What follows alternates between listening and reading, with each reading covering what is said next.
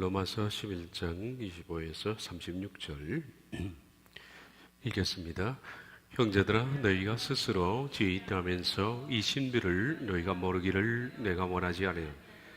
이 신비는 이방인의 충만한 수가 들어오기까지 이스라엘의 도로는 우둔하게 된 것이라.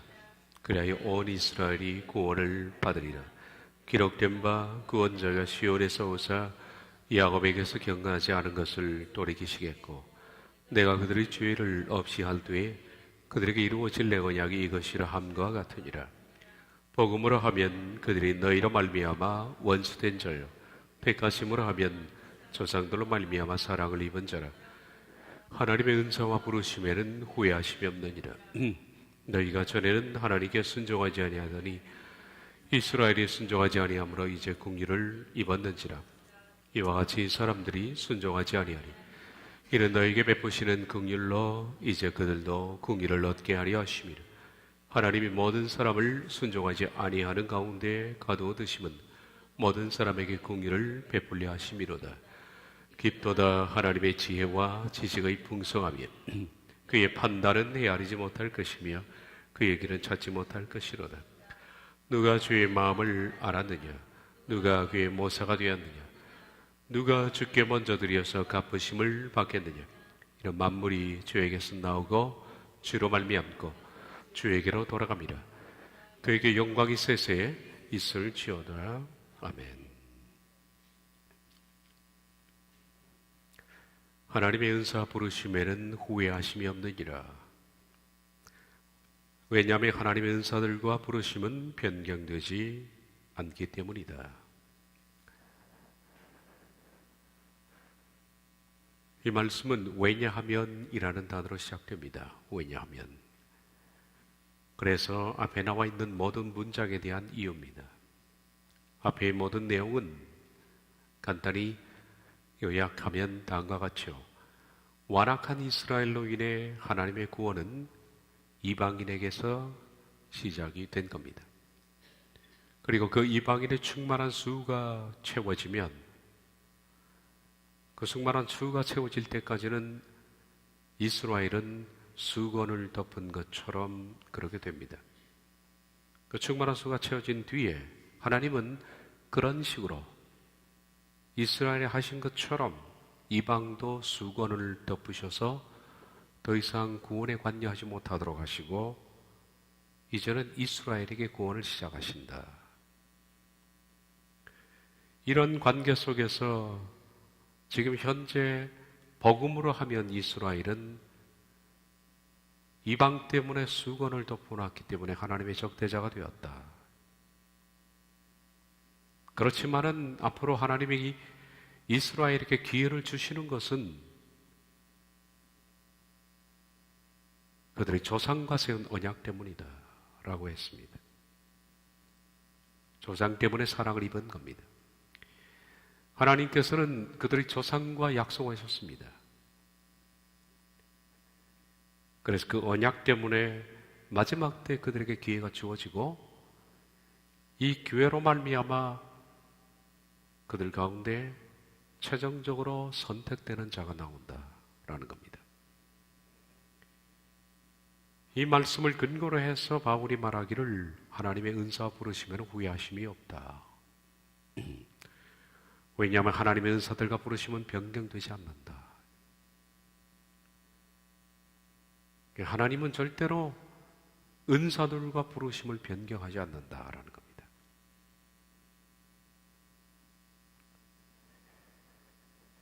하나님이 변경하지 않는 것은 하나님의 은사와 부르심입니다. 은사들과 부르심은 그러므로 지금까지 설명했던 이방과 이스라엘에 대한 구원입니다. 구원의 방식 그리고 구원의 방법입니다. 그것을 하나님이 변경하지 않는다는 뜻이죠. 구속사에 관한 말씀입니다. 지난 시간에 설명했던 카리스마 은사는 사탄이 그것을 무슨 물건으로 만들어버렸습니다. 그래서 하늘에서 내려오는 신령한 선물, 줌으로 해서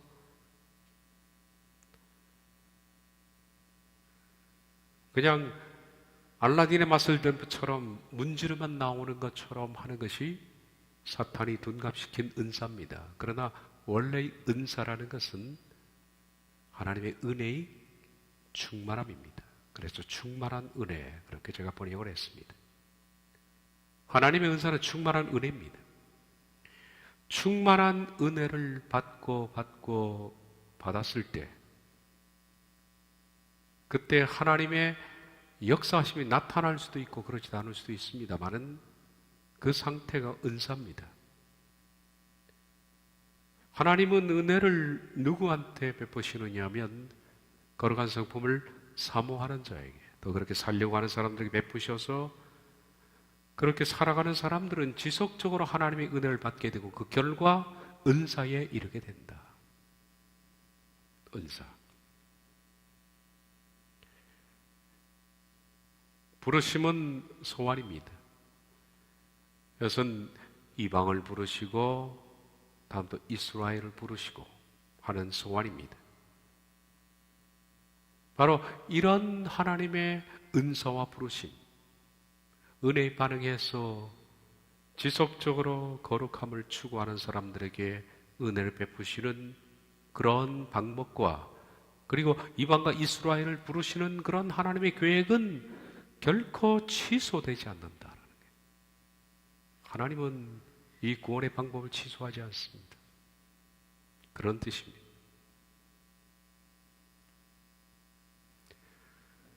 우리는 구속사의 비밀이라는 말씀을 지금까지 오랫동안 해봤는데 오늘이 마지막 말씀입니다. 이 말씀으로 로마서 11장 구속사의 비밀은 9장부터 시작해서 이제 마감이 됩니다. 너희가 전에는 하나님께 순종하지 아니하더니 이스라엘이 순종하지 아니함으로 이제 공의를 받는지라. 이와 같이 이 사람들이 순종하지 아니하니 이는 너에게 베푸시는 공의로 이제 그들도 공의를 얻게 하려 하심이라. 하나님 모든 사람을 순종하지 아니하는 가운데 가두어두심은 모든 사람에게 공의를 베풀려 하심이로다. 지금까지 설명해왔던 모든 구속사의 비밀에 관한 말씀들을 다시 보는 겁니다. 너희가 전에는 하나님께 순종하지 않더니 이스라엘이 순종하지 아니하므로 이제 공의를 받는지라. 너희는 물론 이방입니다. 이방은 전에는 하나님께 순종하지 않았다. 하나님은 이스라엘을 먼저 집단적 전도자로 만드시기 위해서 그들에게 각종 성결과 구원의 방편을 주셨지요. 그래서 하나님의 1차적인 관심은 이스라엘의 집단적 전도자. 그때는 하나님께서 이방에 대해서 역사하지 않았습니다. 그래서 이방은 이스라엘 때문에 이스라엘이 빠른 시간 동안에 집단적 전도자가 되어야 되는데, 거룩한 제사장 나라가 되어야 되는데 그러지 못하니까 그동안의 이방은 불순종의 집단으로 전락이 되어 있었다라는 겁니다. 이방은 불순종의 집단이었습니다. 너희는 전에는 하나님께 순종하지 않더니. 이스라엘의 집단 전도자화의 시간 동안에는 이스라엘은 하나님께 불순종하는 자가 되었다. 그 기간 동안 이방은 하나님의 국열과 단절이 되어 있었습니다. 지금 이스라엘이 그러한 것처럼 이방도 수건이 덮여져 있어서 하나님을 찾지를 못했습니다. 그러나 이스라엘의 불순종으로 말미암아 하나님께서는 그들에게 구원 계획을 변경하셨습니다. 구원 계획을 변경하시면서 수건을 그들에게 씌우시고 이방으로 하여금 은혜를 받을 수 있도록 이방이 오히려 수건이 벗겨진 상태가 된 겁니다. 그래서 이방이 공의를 얻은 겁니다. 너희가 전에는 하나님께 순종하지 않더니 이스라엘에 순종하지 아니함으로 인해서 이제는 오히려 이방이 공의를 입었다라는 겁니다. 이와 같이 이 사람들이 순종하지 아니하니 이는 나에게 베푸시는 긍휼로 이제 그들도 긍휼을 얻게 하심이라. 이와 같이는 그 후에 이런 식으로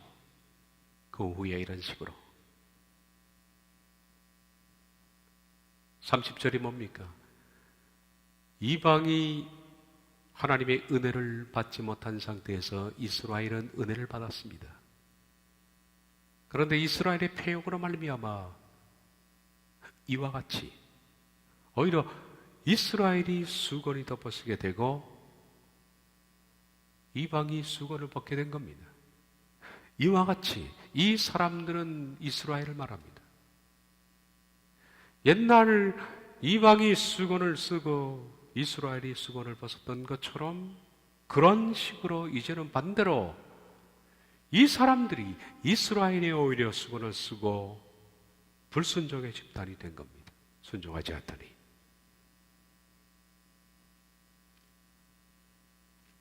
상황이 바뀌었죠. 이는 너에게 베푸시는 긍휼로 이제 그들도 긍휼을 얻게 하심이라. 그 상황은 다시 역전됩니다. 지금 현재 너희 이방은 이스라엘의 수건이 덮여져 있는 동안에 하나님의 긍휼을 받습니다. 그 긍휼의 기간이 끝나면 이제 그들도 이스라엘입니다. 이스라엘이 긍휼을 얻게 됩니다. 우리가 지금까지 설명해왔던 그 내용이죠. 다시 하나님께서 이스라엘에게 긍휼을 베푸신다. 그렇게 해서 지금까지 보면 하나님은 이방과 이스라엘에게 공평하게 기회를 주십니다.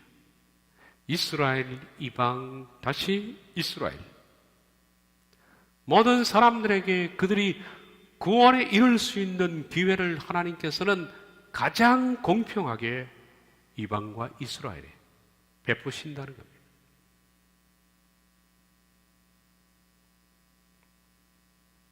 32절 하나님 모든 사람을 순종하지 아니하는 가운데 가두어 두심은 모든 사람에게 공의를 베풀려 하심이로다.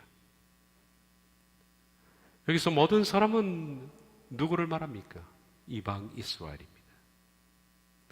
이방도 한때는 불순종의 집단이었고 이스라엘도 한때는 불순종의 집단입니다. 지금 역시 그렇지만 하나님께서 이방과 이스라엘을 교차적으로 불순종의 상황 가운데 가두어 두시는 것. 왜 그럴까? 왜? 우리 생각에는 이러면 좋잖아요. 이방과 이스라엘 벽을 허물고 그냥 모두에게 다 하나님이 동등하게 이방이든 이스라엘이든 똑같이 수건을 씌운 거 없이 똑같이 하나님께서 공의를 베푸시면 더 좋다고 생각하죠? 그게 우리의 생각입니다. 그렇습니다. 이 점에 있어서는 우리의 생각입니다. 하나님의 깊은 섭리는 이방과 이스라엘을 나누어서 각자 다루시는 것이 더 옳다고 하나님이 생각하신 겁니다. 그 이유는 우리가 모릅니다. 왜 그렇게 하시는지는 모릅니다. 아니, 알려고 할 필요도 없습니다. 그게 신의 주권이니까. 그래서 그것이 하나님의 깊은 섭리입니다. 이방도 불순종 상황 가운데 두셨고 이스라엘도 불순종 상황 가운데 두셨고 다시 이방을 불순종 상황 가운데 두는 이것은 헤아릴 수 없는 하나님의 깊은 섭리입니다.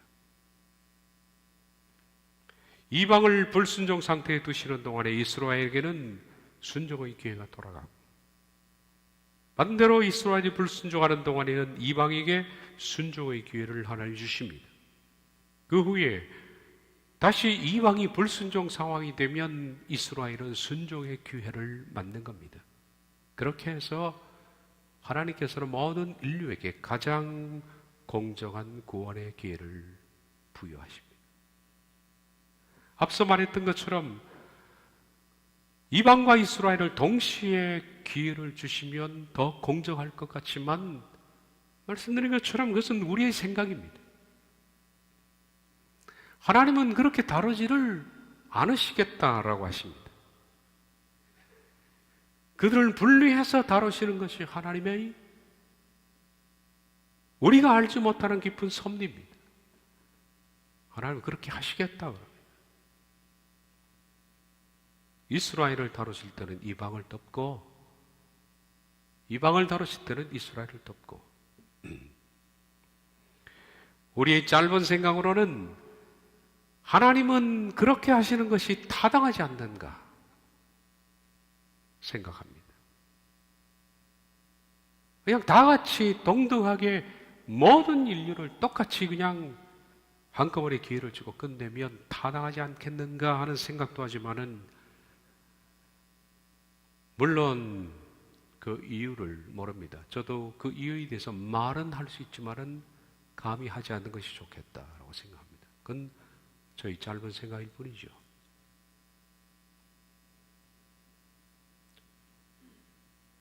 이렇게 다루시는 하나님의 깊고 오묘한 섭리를 사람이 어찌 이해할 수 있겠는가?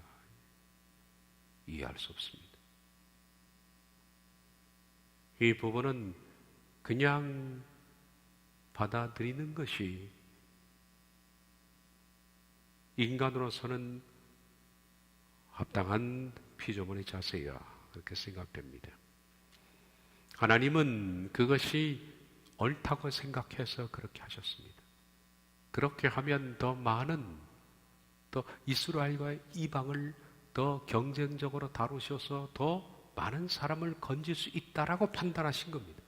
그 하나님의 판단에 인간은 퀘션 마크를 달면 안 되죠.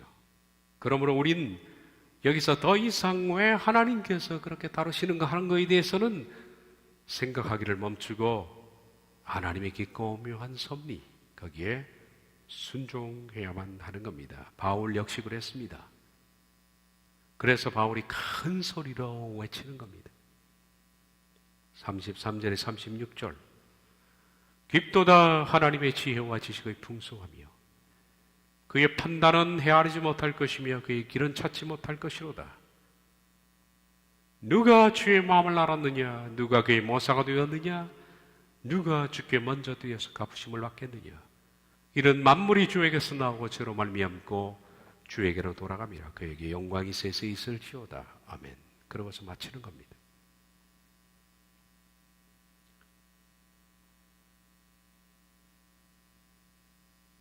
우리의 생각과 하나님의 생각은 다릅니다.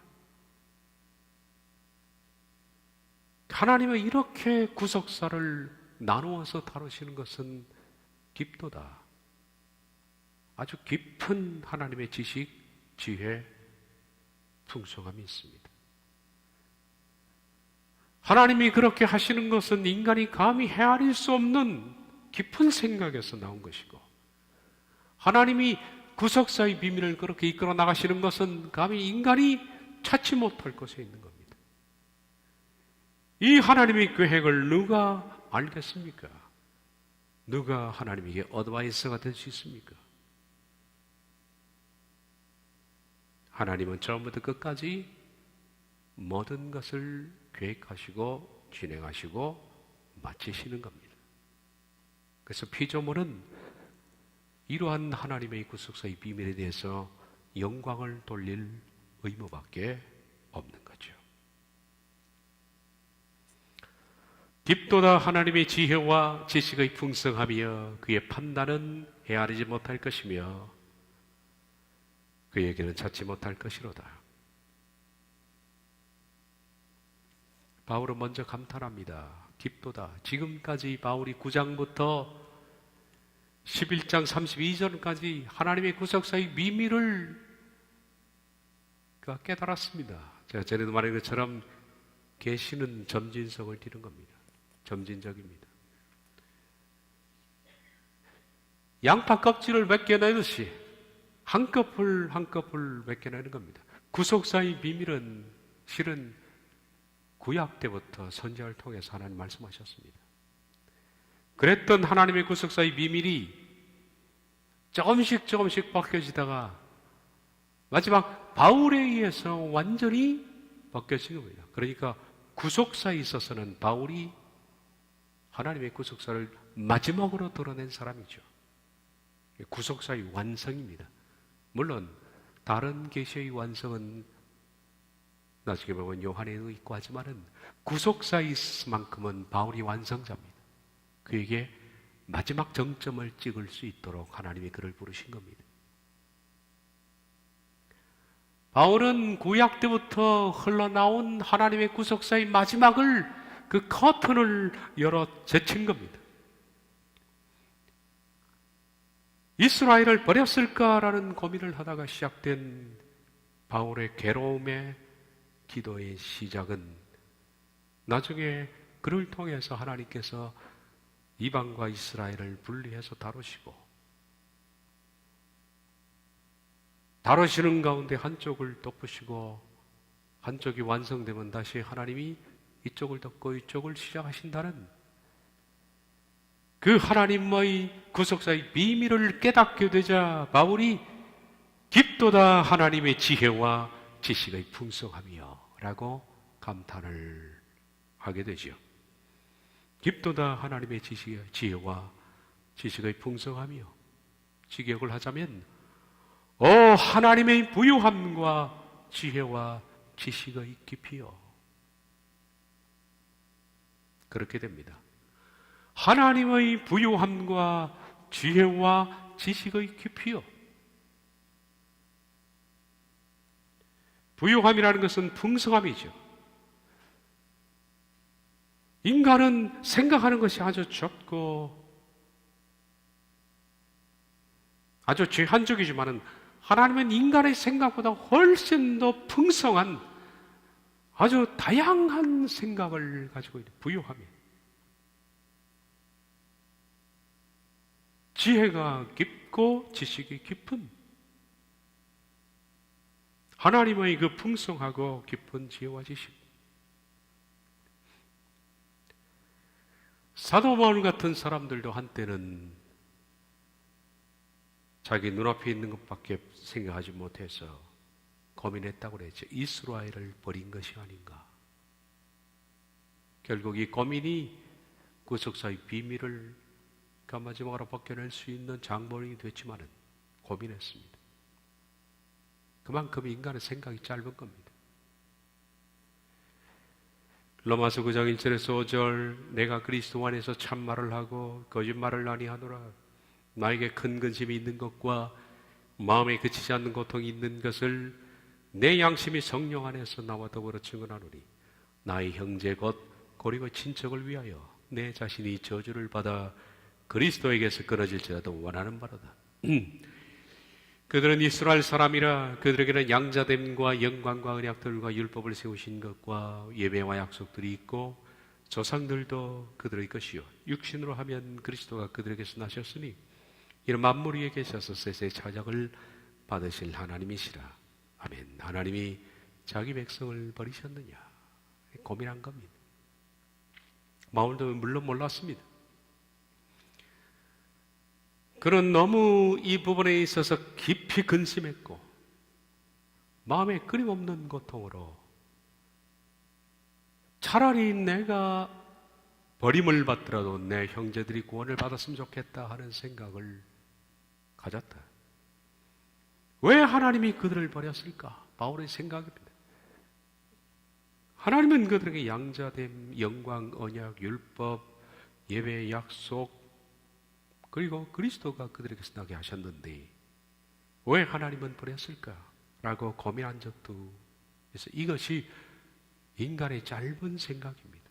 사람은 이런 것밖에 생각을 못합니다. 눈에 보이는 것 판단해. 그리고 추상하는 것은 거의 다 잘못된 것이죠. 그렇지만은 바울은 하나님의 구속사의 비밀을 하나님으로부터 받기 시작했고 그것을 깨닫고 난 뒤에 그는 크게 감탄했습니다. 그것은 자기의 짧은 지식을 여기서 어떤 의미에서 회개하는 문장일지도 모릅니다. 한때는 하나님이 내 동족을 버리셨느냐라고 생각했던 것이 깨닫고 나서 보니까 자기의 지혜에 아주 협소함, 지혜의 무능함, 지혜라는 이름의 가면 뒤에는 썩은 악취가 풍기는 아주 별것 아닌 알량한 지식들, 이런 것들을 발견하고 그는 어떤 의미에서 바울이 회개하는 마음, 감탄이지만은 회개하는 마음, 하나님, 제 생각이 이렇게 짧았습니다 하는 그런 내용 아닐까요? 저는 그렇게 생각이 듭니다. 그러면서 하나님의 깊은 그에게 일러준 구속사의 비밀에 대해서 그가 감탄하는 거죠. 하나님의 부요함과 지식과 지식의 깊이요. 깊도다 하나님의 지혜와 지식의 풍성하며 그의 판단은 헤아리지 못할 것이며 그의 길은 찾지 못할 것이다. 하나님이 인간에게 자기를 통해서 일러주지 않았더라면 누가 하나님의 판단을 헤아릴 수 있으며 구속사의 비밀을 성경에 일러주지 않았다면 어떤 인간이 그 길을 찾을 수 있을까요? 못 찾습니다. 그의 판단은 심판들입니다. 하나님이 심판하시는 것, 누구를 심판합니까? 이스라엘과 이방에 대한 심판입니다. 왜 심판하십니까? 동등하게 그들에게 기회를 주셨는데, 이방에 기회를 주시고 이스라엘에 기회를 주셨는데 그 기회를 놓친 사람들에 대해서 가해지는 하나님의 심판, 이 심판들입니다. 공정한 구원의 기회를 주신 뒤에 그들을 공정하게 심판하는 것, 그의 판단, 이것은 사람이 헤아리지 못한다. 이방에게 먼저, 이스라엘을 차후에, 그리고 반응하지 않은 사람들을 심판하시는, 이거 성경을 통해서 우리가 알기 전에 누가 이걸 알 수가 있을까요? 모릅니다. 그의 길은 찾지 못할 것이라다. 그의 길은 구원의 역사, 구속사의 비밀을 진행하시는 하나님의 방법이죠. 이걸 누가 찾을 수 있겠는가? 이 하나님의 심판들과 길을 어찌 인간이 생각할 수 있는가? 바울을 통해서 우리가 이 사실을 알기 전에는 어찌 하나님의 구속사의 비밀을 감히 누가 깨달을 수 있는 사람이 있겠는가라는 거지. 없습니다. 하기야 일러 저도 모르는 사람이 많으니까 답답한 일이지만 말입니다.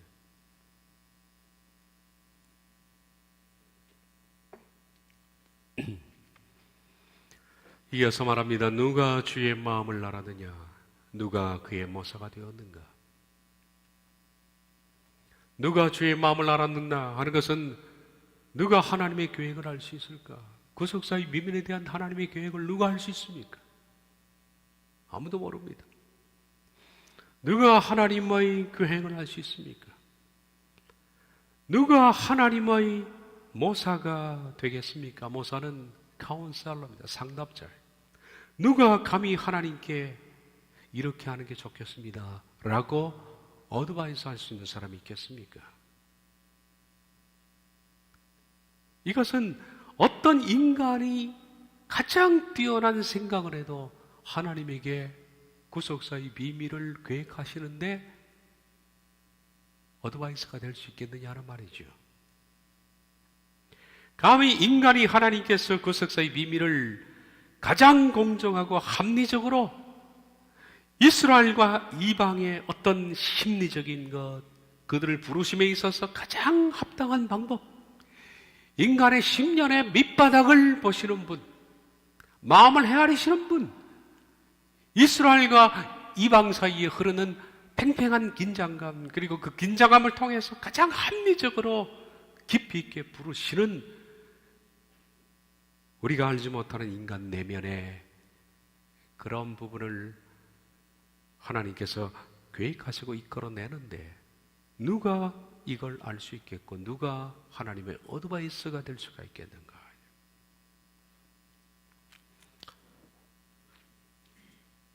이어서 말합니다. 누가 주께 먼저 드려서 갚으심을 받겠는가? 직역하자면 혹은 누가 그분에게 먼저 드리고 그분에게 보상을 받겠는가? 누가 어떤 사람이 하나님께 드려서 보상을 받는다는 것은 내 걸 가지고 우리가 선물할 때 보상을 받는 거 아니겠습니까? 내 걸 가지고 내가 다른 사람에게 주면 그 사람이 선물을 하는 겁니다. 그런데 이 뜻은 뭐냐면 우리가 내게 어디 있느냐? 인간이 내게 어디 있습니까? 다 하나님의 것이죠. 그러므로 인간은 인간의 것을 가지고 하나님에게 드릴 수 없다 하죠. 그래서 그분에게 보상을 받을 수 없다는 얘기입니다. 이 말씀의 뜻은 욥기 41장 11절의 인용인데 거기를 보면 더 분명해집니다. 누가 주께 먼저 드려서 갚으심을 받겠느냐? 욥기 41장 11절의 인용입니다. 욥기 41장은 38장부터 하나님께서 치열하게 지들이 잘났다고 싸우는 사람들에게 하나님이 드디어 개입하시는 장면이 나오죠. 욥과 세 친구 그리고 나머지 또 하나의 친구가 가미해서 내가 옳다, 네가 옳다, 아니다, 내 얘기 들어봐라. 네가 처음 듣는 얘기를 내가 하겠다. 내가 너에게 가르쳐 주마. 그리고 서로 잘났다고 이론을 제시하고 그것이 싸움이 되고 논쟁이 되고 했던 이 오합지졸의 인간들에게 하나님이 폭풍 가운데 말씀하시는 겁니다. 그 중에는 욥도 끼어 있죠. 욥도 내가 옳다고, 내가 이렇게 피가 터지게 고통을 받는 이유는 내가 생각하는 것이 옳다고, 그렇게 버럭버럭 감을 질러댔던 욥에게 하나님께서 넌 대장부처럼 허리띠를 묶고 지금부터 내가 묻는 말에 너는 대답을 해봐라. 네가 그렇게 똑똑하냐? 그러면 내가 질문할 테니 내가 질문하는 것에 딱 하나라도 대답할 수 있는지 내 말을 잘 경청하고 답을 해라. 욥기 38장부터 시작됩니다. 그 가운데 욥기 41장 1절에서 11절 사이에 마지막 11절에 그 말씀이 나오는 겁니다. 하나님이 물으신 질문입니다. 욥, 네가 그렇게 똑똑하냐? 그러면 네가 낚시로 악어를 끌어낼 수 있느냐? 낚시로 악어를 건질 수 있느냐? 악어를 잡아서 그 노끈으로 혀를 낼 수 있느냐? 너는 밧줄로 그 코를 깰 수 있겠느냐? 갈고리로 그 아가미를 깰 수 있느냐? 그것이 어찌 내게 계속하게 간증하겠느냐? 부드럽게 네게 말하겠느냐? 어찌 그것이 너와 언약을 맺고 너는 그를 영원히 종으로 삼겠느냐? 악어 하나도 네가 다룰 수 없는데 네가 힘으로 그를 이길 수 있느냐? 네가 지혜를 써서 그를 낚시할 수 있느냐? 힘으로 제압해서 악어가 네게 간청할 수 있게 하겠느냐? 너와 계약을 맺고 너는 악어를 종으로 물어버릴 수 있겠느냐? 네가 어찌 그것을 새를 가지고 널듯 하겠으며 네 여종들을 위하여서 그것을 메어두겠느냐? 어찌 장사꾼들이 그것을 넣고 거래하겠으며 상인들이 그것을 나누어 가지겠느냐? 네가 네게 많은 창으로 그 가죽을 찌르거나 작사를 그 머리에 꽂을 수 있겠느냐? 네 손을 그것에 얹어보라. 다시는 싸울 생각을 못하리라. 참으로 잡으려는 그의 희망은 헛된 것이니라. 그것의 모습을 보기만 해도 그는 기가 꺾이리라. 아무도 그것을 격동시킬 만큼 담대하지 못하거든 누가 내게 감히 대항할 수 있겠느냐? 누가 먼저 내게 주고 나로 하여금 갚게 하겠느냐? 언천하 있는 것이 다 내 것이니라. 이 부분이 바울이 인용한 거죠. 누가 내게 주어 나로 갚게 하겠느냐? 뒤에 나오는 말이 뭡니까? 못한다. 왜? 다 내 건데 누가 내게 준다고 하느냐? 우리가 하나님께 헌금을 드리는 거 이게 맞는 말이 아닙니다. 다 하나님의 건데 우리가 뭘 드립니까? 뭘 드립니까, 우리가? 생명도 힘도 지혜도 모든 것이 하나님으로부터 나지 않은 것이 없습니다. 물질도 하나님의 것입니다. 전부 다 하나님의 겁니다. 그런데 하나님의 것을 가지고 네가 내게 드릴 수 있느냐? 온 천하가 다 내 것인데.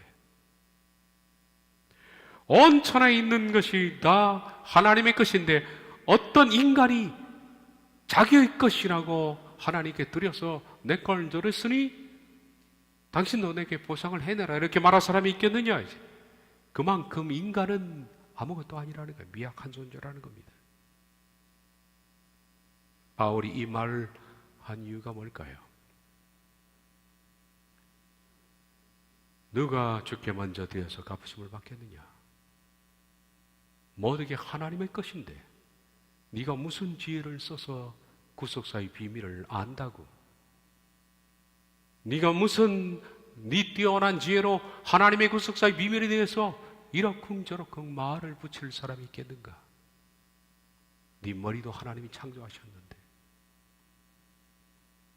그러므로 인간은 하나님의 구속사의 비밀에 대해서 말할 자격이 없습니다. 말을 해서도 안 되고요. 인간은 미약한 존재입니다. 그러므로 구속사의 비밀은 인간의 생각으로 판단할 것이 아니라 그냥 하나님이 그렇게 하시겠다 그러면 순종해야 됩니다. 그리고 순종 가운데 하나님의 그 계획과 구속사에 대한 하나님의 집행은 가장 공정하시고 가장 깊이 있고 가장 합리적이다. 가장 공정하시고 가장 합리적이고 가장 깊은 이해와 판단으로 그렇게 결정하시고 진행하십니다. 이제 로마서 9장부터 시작된 구속사의 비밀은 바울이 마지막 이건 찬양 같은데 감탄에 찬 찬양으로 마칩니다. 마지막 기절입니다. 이는 만물이 주에게서 나오고 주로 말미암고 주에게로 돌아가며 그에게 영광이 세세에 있을지어다. 아멘. 왜냐하면 모든 것들이 그분에게로부터 그리고 그분을 통하여 그리고 그분을 위하여 있기 때문이다. 그 영광이 영원토록. 아멘. 이 세상에 존재하는 것들, 특히 여기서는 구속사의 비밀들, 이 모든 것들은 그분에게서로부터 하나님에게서 나오고 그분을 통하여 하나님에 의해서 진행되고 그리고 결론은 하나님의 영광을 위하여 그분을 위하여서 있는 시작도 진행도 결론도 하나님의 영광을 위해서 그리고 그분이 시작하시고 그분이 마치는 하나님의 주권적인 계획이 구속사의 비밀이다라는 겁니다.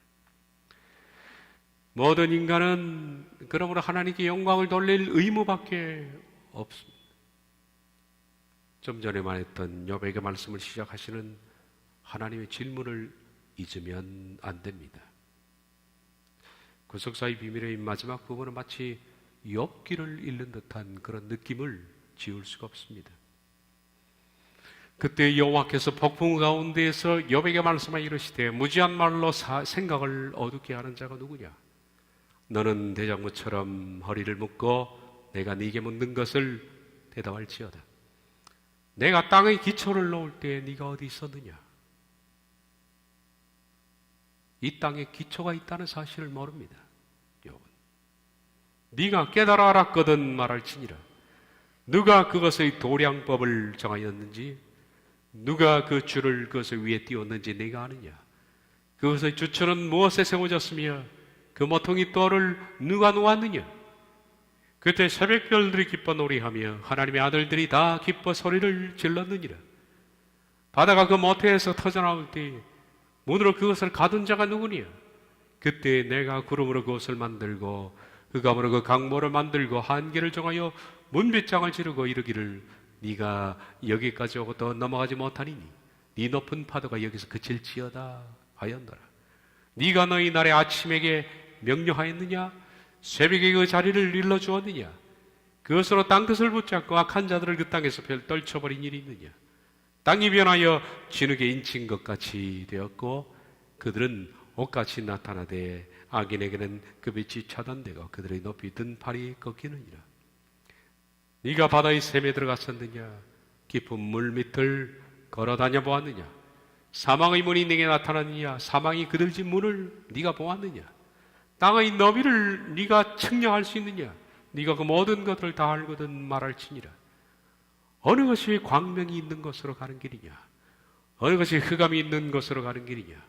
너는 그의 지경으로 그를 데려갈 수 있느냐? 그의 집으로 가는 길을 알고 있느냐? 네가 아마도 알리라. 네가 그때 태어났으니 너희 횟수가 많음이니라. 하나님이 욥을 아주 비꼬듯 말씀하는 거예요. 너 그렇게 똑똑한 척 했다면 네가 아마 알리라. 네 나이 많다고 그러니까 이것 좀 알겠지 라고 말하는 거죠. 네가 눈 곳간에 들어갔느냐? 우박창고를 보았느냐? 내가 환난 때의 교전과 전쟁의 날을 위하여 이것을 남겨두었느라. 광명이 어느 길로 뻗치며 동풍이 어느 길로 땅에 흩어지느냐? 누가 홍수를 위하여 물길을 터주었으며 우리가 번갯길을 내어주었느냐? 누가 사람 없는 땅에 사람 없는 광야에 비를 내리고 황무하고 황폐한 토지를 흡족하게 하여 연한 풀이 돋아나게 하였느냐? 비에게 아비가 있느냐? 이슬방울은 누가 낳았느냐? 얼음은 누구의 태에서 났느냐? 공중의 서리는 누가 낳았느냐? 물은 돌같이 굳어지고 깊은 바다의 수면은 얼어붙느니라. 네가 묘성을 메어 묶을 수 있으며 삼석의 띠를 풀 수 있겠느냐? 너는 별자리들을 각각 제 띠에 이끌어낼 수 있으며 북두성을 다른 별들에게 이끌어갈 수 있느냐? 네가 하늘의 궤도로 아느냐? 하늘로 하여금 그 법칙을 땅에 베풀게 하겠느냐? 네가 목소리를 구름에까지 높여 넘치는 물이 네게 덮이게 하였느냐? 네가 번개를 보내어 가게 하되 번개가 네게 우리가 여기 있나이다 하게 하겠느냐? 가슴속의 지혜는 누가 준 것이냐? 수타에게 슬기를 준 자가 누구냐? 누가 지혜로 구름의 수를 세겠느냐? 누가 하늘의 물주머니를 기울이겠느냐? 티끌이 덩어리를 이루며 흙덩이가 서로 붙게 하겠느냐? 한마디도 대답할 수 없어요. 한마디도. 욥을 비롯해서 세 명의 친구 그리고 또 하나 플러스해서 치열하게 지 옳다고 싸웠던 이 논객들 하나도 모르면서 그렇게 잘난 척을 합니다. 그러니 하나님의 섭리 앞에서는 입을 다무는 것이 옳다. 하물며 우리가 하나님의 섭리 마지막 부분을 보면서 우리들은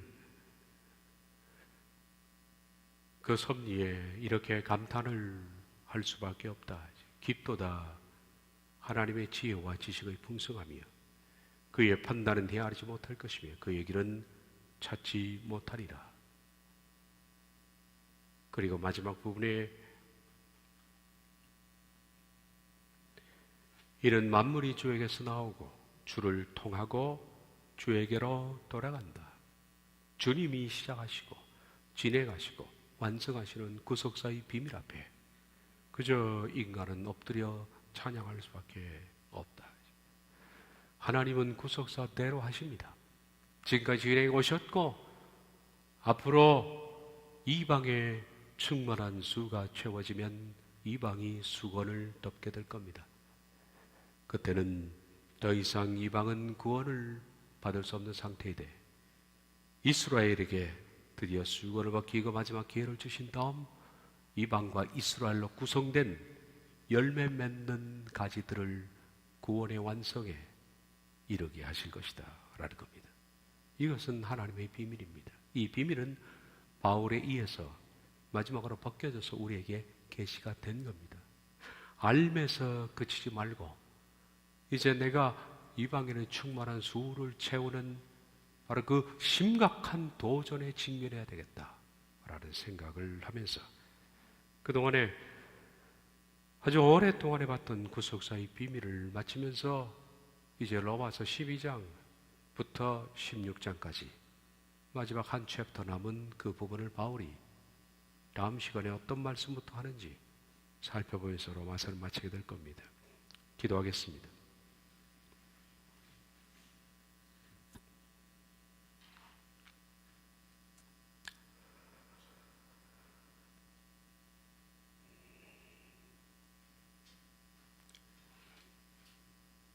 왜냐하면 모든 것들이 그분에게서부터, 그리고 그분을 통하여, 그리고 그분을 위하여 있기 때문이다. 그 영광이 영원토록. 아멘. 시작도 진행도 결론도 하나님은 계획하신 대로 이끌어 나가시고, 주권자의 가장 공정하시고 지혜롭고 깊이 있는 판단으로 인류를 구해내실 것이고, 그 가운데 우리들은 이방인의 충만한 수가 채워지는 마지막 말미에 지금 서 있으면서 어떻게 이방인으로서 반응을 해야 될지 성경에 나와 있는 말씀을 좇아서 철저하게 말씀에 반응하여 충만한 수에 들어가는 그것이 피조물의 의무고 영광이리라 생각합니다. 이 일을 지으신 분, 이 일을 진행하시는 분, 이 일에 점을 찍는 분, 영광이 영원토록. 아멘. 예수님의 이름으로 기도하옵나이다.